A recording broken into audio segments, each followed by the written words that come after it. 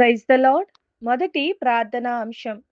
ఛత్తీస్‌గఢ్ రాష్ట్రంలో కాంకేర్ జిల్లాలోని అంతఘర్ మండలం దూర్కొండేల్ గ్రామంలో గిరిజన క్రైస్తవురాలు సాంబాయి మాండవి అనారోగ్యంతో మృతి చెందగా, ఆమె మృతదేహాన్ని ప్రభుత్వ శ్మశాన వాటికలో లేదా ఆమె సొంత భూమిలో సమాధి చేయకుండా అడ్డుకున్నారు.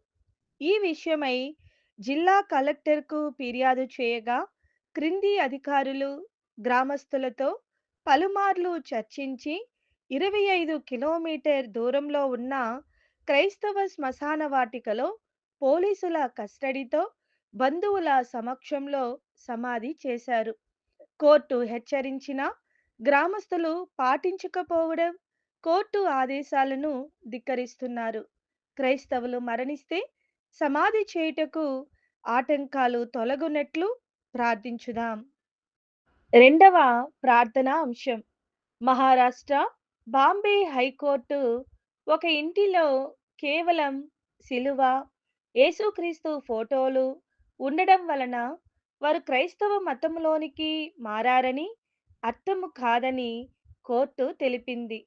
బాప్తిస్మం లేదా అధికారిక మత మార్పిడి ఖచ్చితమైన ఆధారాలు లేనందున క్రైస్తవ చిహ్నాలు ఉండడం మాత్రమే మత మార్పిడి నిరూపించడానికి సరిపోదని కోర్టు నొక్కి చెప్పింది.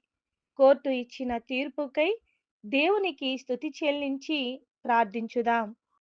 మూడవ ప్రార్థనా అంశం.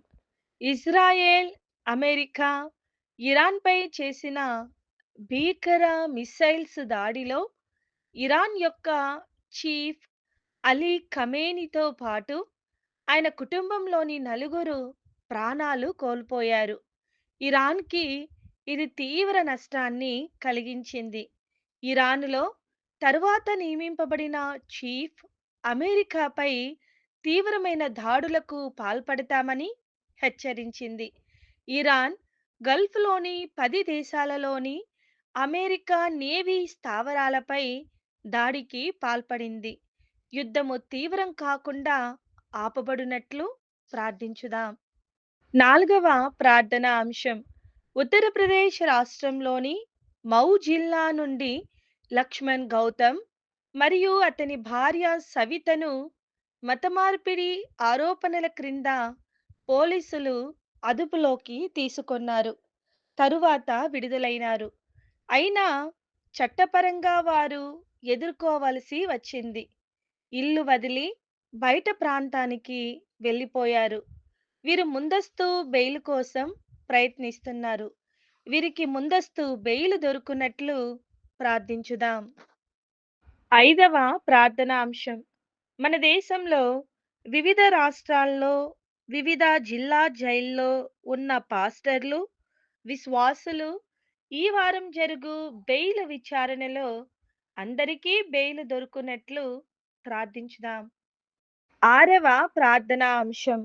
ఉత్తరప్రదేశ్ రాష్ట్రం మౌ జిల్లా నుండి సంతోష్ సాహ్ని, అభిషేక్, అమిత్ కుమార్, ఉదయ్ భన్, రీటా మరియు ఫాతిమాల కేసు విచారణ ఈరోజు ఉండగా, ఈ కేసు పూర్తిగా కొట్టివేయబడినట్లు ప్రార్థించుదాం. ఏడవ ప్రార్థనా అంశం.